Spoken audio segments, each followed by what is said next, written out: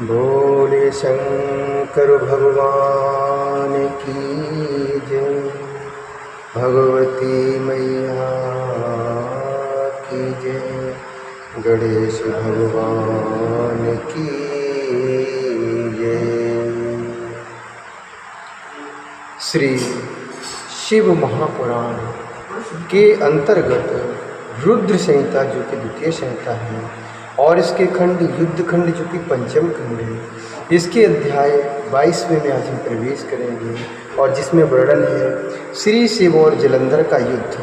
जलंधर द्वारा गांधर्वी माया से शिव को मोहित कर शीघ्र ही पार्वती के पास पहुंचना, उसकी माया को जानकर पार्वती का अदृश्य हो जाना और भगवान विष्णु को जलंधर पत्नी वृंदा के पास जाने के लिए कहना। सनत कुमार बोले, इसके बाद रौद्र रूप वाले महाप्रभु शंकर बैल पर सवार होकर वीर गणों के साथ हंसते हुए संग्राम भूमि में गए। अथ वीर गणे रुद्रो रौद्र रूपो महाप्रभु, अभ्यगादि वृषभारूढ़ा संग्रामं प्रहसन्निवे, अभ्यगादि वृषभारूढ़ः संग्रामं प्रहसन्निव, रुद्रो मायान्त्यमालोक्य सिंहनादैर्गणः पुनः, निर्वृत्तः संगरे रौद्रा यहि पूर्वं पराजितः, यहि पूर्वं पराजितः। सनत कुमार बोले, इसके बाद रौद्र रूप वाले महाप्रभु शंकर बैल पर सवार होकर वीर गणों के साथ हंसते हुए संग्राम भूमि में गए। जो रुद्रगण पहले पराजित होकर भाग गए थे, वे शिवजी को आते हुए देखकर सिंहनाद करते हुए युद्ध भूमि में पुनः लौट आए और वे शंकर के अन्य गण भी शब्द करते हुए आयुधों से युक्त होकर बड़े उत्साह के साथ बाणों की वर्षा से दैत्यों को मारने लगे। उस समय सभी दैत्य भयंकर रुद्र को देखकर इस प्रकार भागने लगे जिस प्रकार से भक्त को देखकर उसके भय से पाप भाग जाते हैं। तदंतर युद्ध में असुरों को परांग में देखकर वह जलंधर हजारों बाणों को छोड़ता हुआ शंकर जी की ओर दौड़ा। शुंभ निशुंभ आदि हजारों दैत्यराज भी क्रोध से ओंठों को चबाते हुए बड़े वेग से शंकर जी की ओर जाने लगे। वीर कालिनी भी, खड़ग रोमा, बलाहक, घैष्मर, प्रचंड तथा अन्य दैत्य भी शिवजी की ओर दौड़ पड़े। हे मुनि, शुंभ आदि सभी वीरों दैत्यगणों ने शीघ्र ही बाणों के द्वारा रुद्रगणों को ढक दिया और उनके अंगों को छिन्न भिन्न कर दिया। तब शंकर ने अपने गणों को बाणों के अंधकार से आवृत देखकर शीघ्रतापूर्वक दैत्यों के बाण समूह को काटकर अपने बाणों से आकाश को भर दिया। उन्होंने बाणों की आंधी से दैत्यों को पीड़ित कर दिया और बाण समूह से दैत्यों को पृथ्वी तल पर गिरा दिया। उन्होंने अपने परशु से खड़ग रोमा का सिर धड़ से अलग कर दिया और खटवांग से बलाहक के सिर के 2 टुकड़े कर दिए। घैष्मर नामक दैत्य को पास में बांधकर उसे भूमि पर पटक दिया और अपने त्रिशूल से महावीर प्रचंड को काट डाला। शिवजी के वृषभ ने कुछ को मार डाला, कुछ बाणों के द्वारा मार दिए गए और कुछ दैत्य सिंह से पीड़ित हाथियों की भांति स्थित रहने में असमर्थ हो गए। तब क्रोधाविष्ट मन वाला वह महादैत्य जलंधर शुंभादि दैत्यों को धिक्कारने लगा और धैर्ययुक्त होकर हंसता हुआ कहने लगा। जलंधर बोला, पहले शंकर जी से बोला, भागकर पीठ दिखाते हुए माता के मल के समान इन दैत्यों को मारने से क्या लाभ, क्योंकि भयभीत लोगों को मारना श्लाघ्य तथा वीरों के लिए स्वर्गप्रद नहीं होता। यदि युद्ध करने में तुम्हारी श्रद्धा है, हृदय में थोड़ा भी साहस है तथा यदि ग्राम्य सुख में थोड़ी भी स्पृहा नहीं है तो मेरे सामने खड़े रहो। पुनः अपने वीरों से बोला, युद्ध भूमि में मर जाना अच्छा है। यह सभी कामनाओं का फल देने वाला, जिसकी प्राप्ति कराने वाला तथा विशेषकर मोक्ष देने वाला भी कहा गया है। जो रणभूमि में युद्ध करते हुए मारा जाता है वह सन्यासी एवं परम ज्ञानी होता है और सूर्यमंडल को भेद कर परम पद को प्राप्त करता है। बुद्धिमानों को कभी भी कहीं भी मृत्यु से भयभीत नहीं होना चाहिए, क्योंकि समस्त उपायों से भी इसे रोका नहीं जा सकता। हे वीरों, यह मृत्यु तो जन्म लेने वालों के शरीर के साथ ही पैदा होती है, वह आज हो अथवा 100 वर्ष बाद हो।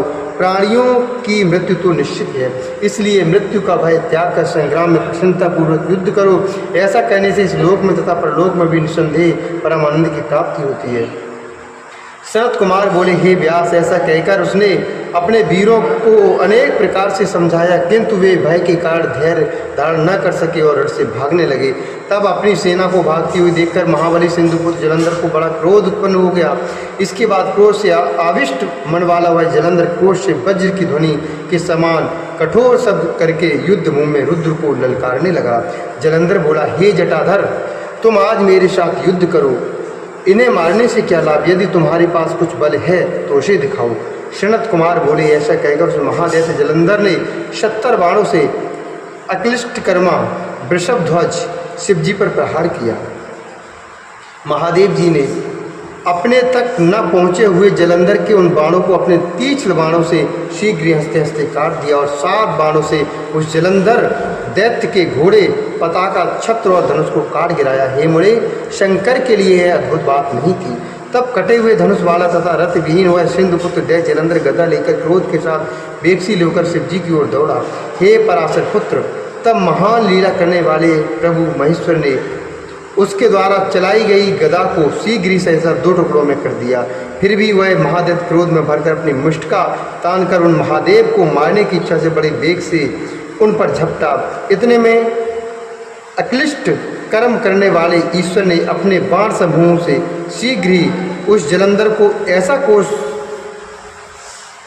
इतने में अक्लिष्ट कर्म करने वाले ईश्वर ने अपने बाण समूह से शीघ्र ही उस जलंधर को 1 कोस पीछे ढकेल दिया। तत्पश्चात दैत्य जलंधर ने रुद्र को अपने से अधिक बलवान जानकर उनको मोहित करने वाली अद्भुत गांधर्वी माया का निर्माण किया। उस समय उसकी माया के प्रभाव से शंकर जी को मोहित करने के लिए अप्सराओं एवं गंधर्वों के अनेक गण प्रकट हो गए। उसके बाद गंधर्व तथा अप्सराओं के वे गण नाचने गाने लगे तथा दूसरे ताल, वेद और मृदंग बजाने लगे। उस महान अवसर को देखकर रुद्र अपने गणों के साथ उस रणभूमि में मोहित हो गए।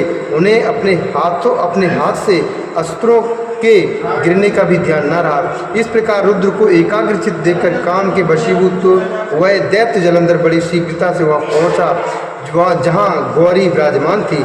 हे व्यास, युद्ध भूमि में महाबली सुम तथा निशुम को नियुक्त कर तथा स्वयं 10 भुजा, 5 मुक्त, 3 नेत्र तथा जटा धारण कर महावृषभ पर आरूढ़ होकर वह जलंधर अपनी आसुरी माया के प्रभाव से सर्वथा शंकर के समान शोभित होने लगा। शिवप्रिया पार्वती रुद्र को आदि देखकर सखियों के मध्य से उसके सामने आकर उपस्थित हो गई। उस दैत्यराज ने जो ही पार्वती को देखा उसी समय संयम रहित हो गया और उसके अंग जड़ हो गए। तदंतर वे गौरी उस दानव को पहचान कर भय से व्याकुल होकर वेग पूर्वक अंतर्धान होकर उत्तर मानस की ओर चली गईं। तत्पश्चात क्षण मात्र में ही बिजली की लता के समान पार्वती को न देखकर वह दैत्य पुनः युद्ध करने के लिए बड़े वेग से वहां पहुंच गया जहां शिवजी थे। तब पार्वती ने भी मन से महाविष्णु का स्मरण किया और उन्होंने तत्क्षण अपने समीप उन विष्णु को बैठा हुआ देखा।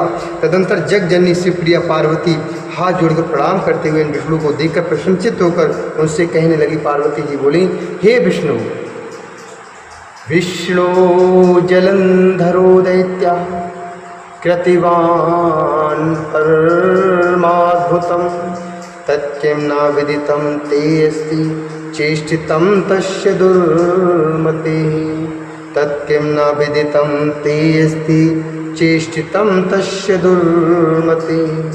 तच्छ्रुता जगदम्बाया वचनं गरुध्वजः प्रत्युवाच शिवामि नत्वा शांजिल् नम्रकंधरः। पार्वती जी बोली, हे विष्णु, जलंधर दैत्य ने परम आश्चर्यजनक कार्य किया है। क्या आपको उस दुर्बुद्धि की चेष्टा विदित नहीं है? तब भगवान गरुड़ध्वज ने जगदम्बा का वचन सुनकर हाथ जोड़कर सिर झुकाकर शिवा को प्रणाम कर कहा। श्री भगवान बोले, हे देवी, आपकी कृपा से मुझे वह वृत्तांत ज्ञात है। हे माता, आप मुझे जो आज्ञा दें उसे मैं आपके आदेश से करने के लिए तत्पर हूँ। शरद कुमार बोले, विष्णु के इस वचन को सुनकर जगन माता पार्वती धर्मनीति की शिक्षा देती हुई ऋषिकेश से कहने लगीं, पार्वती जी बोली, उस दैत्य ने ही ऐसा मार्ग प्रदर्शित किया है, अब उसी का अनुसरण कर आप भी। पार्वती जी बोली, उस दैत्य ने ही ऐसा मार्ग प्रदर्शित किया है, अब उसी का अनुसरण आप भी कीजिए। मेरी आज्ञा से आप उसकी स्त्री का पातिव्रत भंग कीजिए। हे लक्ष्मीपते, उसके बिना वह महादैत्य नहीं मारा जा सकता है, क्योंकि पातिव्रत धर्म के समान अन्य कोई भी धर्म पृथ्वी तल पर नहीं है। सनत कुमार बोले, पार्वती की आज्ञा सुनकर विष्णु जी उसे सिरोधार करके छल करने के लिए शीघ्र ही पुनः जलंधर की नगरी की ओर चल दिए। इस श्री श्री महाप्राणी द्वितीयाम रुद्र संहितायाम पंचमे युद्ध खंडे जलंधर वधोपाख्याने जलंधर युद्ध वर्णन नाम द्वाविंशोध्याय। इस प्रकार श्री श्री महाप्राण के अंतर्गत होती रुद्र संहिता के पंचम युद्ध खंड में जलंधर वधोपाख्यान के अंतर्गत जलंधर युद्ध वर्णन नामक 22वां अध्याय पूर्ण हुआ। बोले शंकर भगवान की जय, भगवती मैया की जय।